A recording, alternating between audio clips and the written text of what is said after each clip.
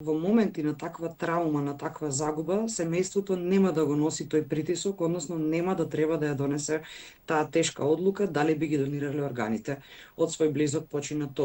човек. Токму затоа мислам дека додека сме здрави, живи, при нормална свест, секој од нас индивидуално може кај својот матичен лекар да си даде изјава дали се согласува да биде донор или не. Тоа се зависи од личната волја, но на тој начин ќе се помогне на системот, ќе се помогне на сите оние кои што чекаат на листите, а и во најмала рака ќе се растерети фамилијата да ја носи оваа одлука. Со секое не, односно со секое одбивање од страна на семејствата,